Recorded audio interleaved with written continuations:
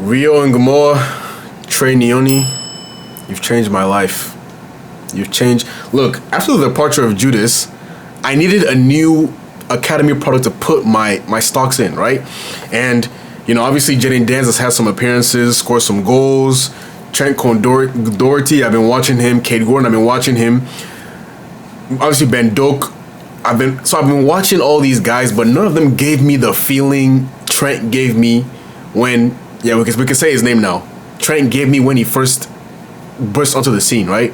All those years, almost 10 years ago, when I first actually saw Trent play. Finally, I watch an academy product and I get up off my feet. I'm blown away. I'm excited. To see what he does next. And look, this is something that we do a lot in football, right? We find a new 16, 17, 18-year-old player.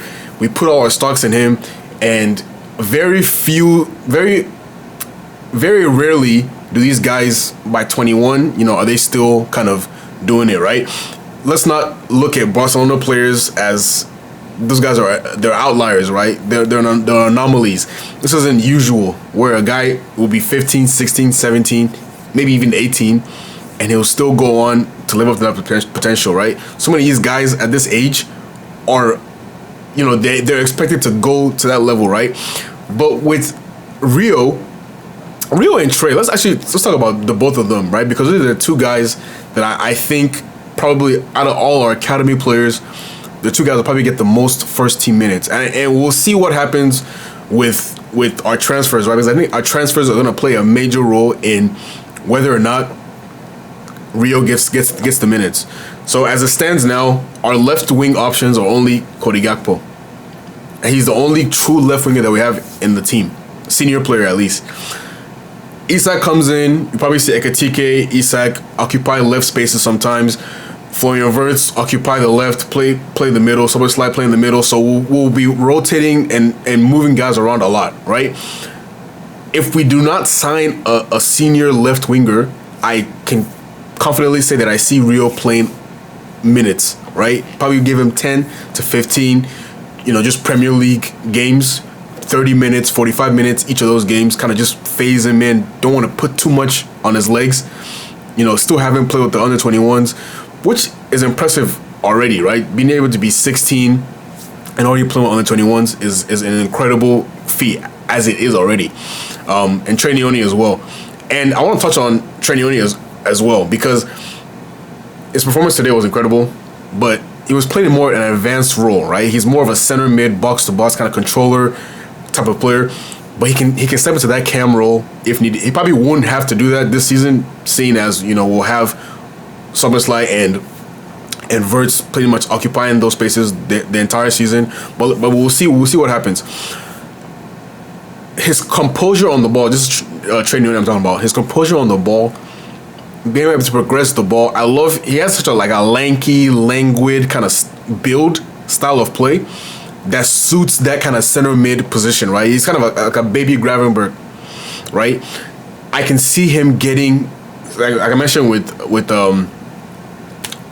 Rio on the left, I can see him getting 10 games, maybe just 30 minutes, 15 minutes, end of the game, maybe if you're already winning 2-3, you bring him on, kind of just let him play around a little bit, right?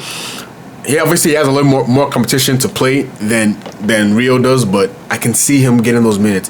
And on a wider scale, I'm excited to see kind of the new crop of exciting talent in the Premier League just coming up, right? Obviously, this summer has been a lot of talk about Max Dowman of Arsenal, which, guys, this guy, I don't even want to say who I see when I see him play, but this guy's incredible. Like the way he dribbles the ball, the way he strikes the ball, the way he gets past defenders, the way he can pick a pass, this guy's incredible. If Arsenal can take care of him for the next 5 years and just let him grow, this guy's going to be one of the best English players in recent times. I truly believe that.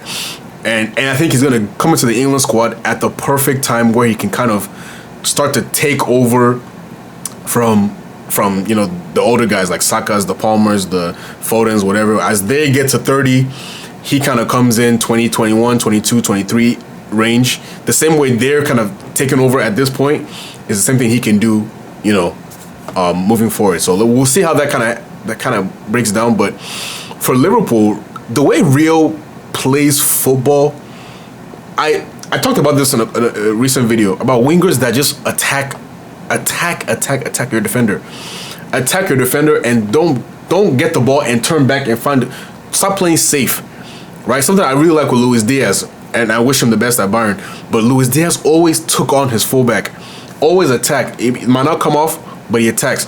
Rio did this thing, or he's done this thing in this last 3 games, where it seems like he's taking a heavy touch, and he draws the defender in, and then just nicks it past him every single. He did it like 3 times in the game against Yokohama. He did like 3 times where I thought, nope. He recovers and just gets past them. His quickness off the mark, and I love that he's able to go with both feet. Right? He's not just one of those guys that just, I want to cut in. There was a moment where he had beat his defender. He cuts in on his right, and I think he's going to shoot it, but then he cuts back on his left. His defender almost recovers. He takes one extra touch with his right foot and then strikes it with his left. Obviously, it wasn't a great strike. I'm not expecting a 16-year-old to be, as two-footed yet, but that's what I like to see. You can take your defender on the inside, you take your defender on the outside. And this video is literally my public declaration that I'm putting 50% of my stocks in Trey Nyoni and the other 50 in Rio Ngumoha. Those are my 2 guys. I'm hoping at least one of them pans out, right? Because to think that any of them can live up to Trent's, where Trent ended up being for us, let's not go there. Let's not put any expectations on. Let's not compare them to anybody else. Let's just focus on them as teenagers developing, and give them the time to. I think Arnold would do that. He's obviously shown that he wants 2 players in each position, 2 strong players in each position, actually. So I can hope that these guys are going to get some minutes in League Cup, some minutes in FA Cup, and we don't have any injuries to where we have to play them consistently, right? Because I don't want that to be the case. I know we've seen with Yamal, he's playing so much, it's working now, but we saw what happened with Ansu Fati. We saw what happened with Pedri. We saw what happened with Gavi. We don't want the same situation to happen with our players, right? So phasing them in, season by season. Maybe this season, Rio is still 16. I think he'll be 17 at the end of the year. Give him 5 to 10 Premier League games. Just not even like minutes, just like 10, 15 minutes of each game, just at the end of the game. Trey, he's 18, he's a little bit older. He's already played first team football with us last season.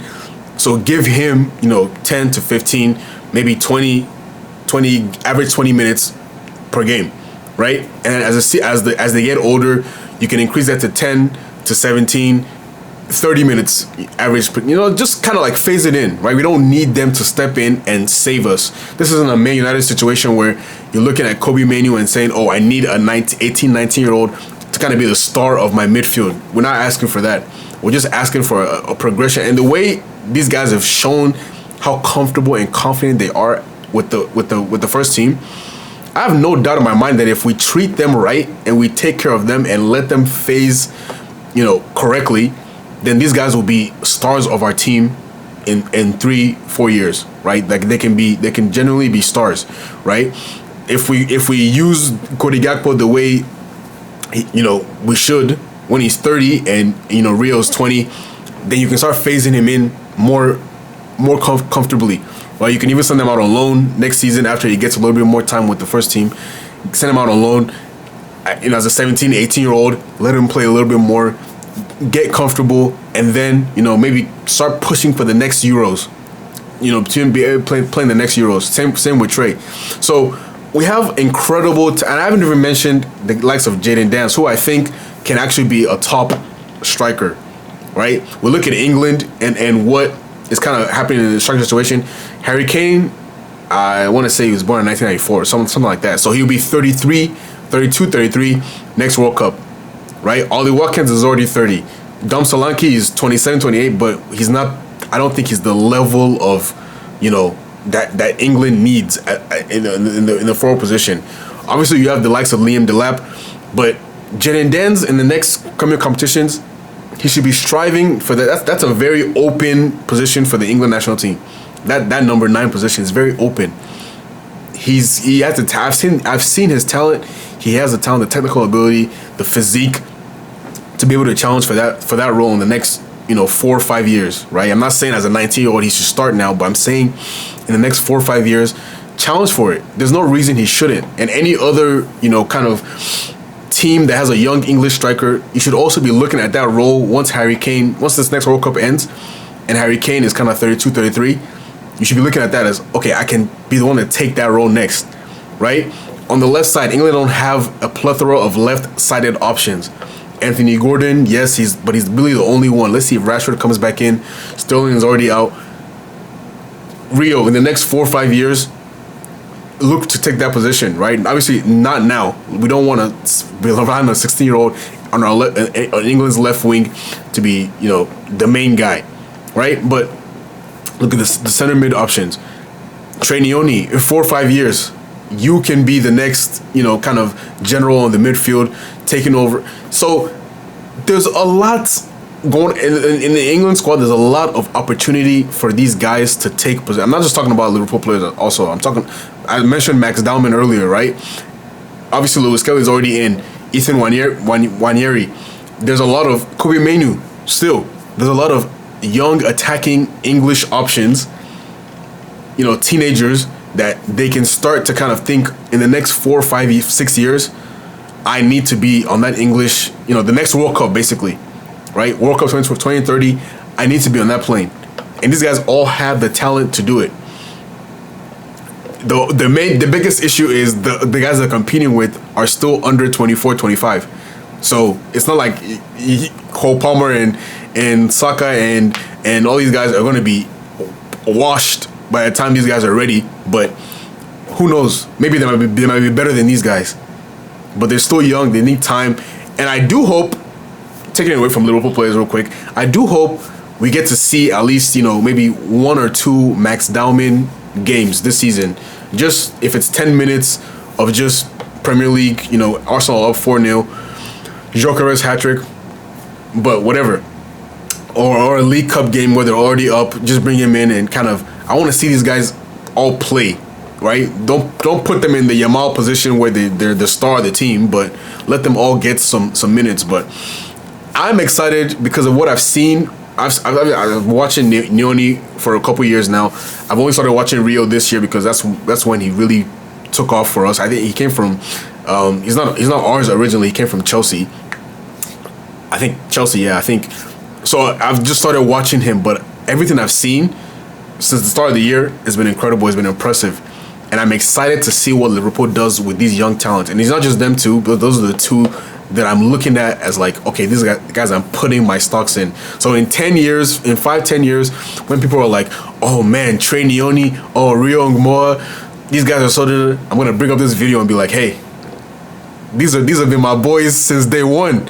I've had my stocks in these guys since day one. So I'm excited. I'm excited for the future. I'm excited for the current Liverpool team, right? I think just kind of leaving the youth for a little bit, we do need some center backs. That's the main thing I see right now. Once that comes, I don't know if we have any young kind of youth academy guys coming up. I have to look deeper into the teams and kind of see who, can be that new center back for us in the future academy product.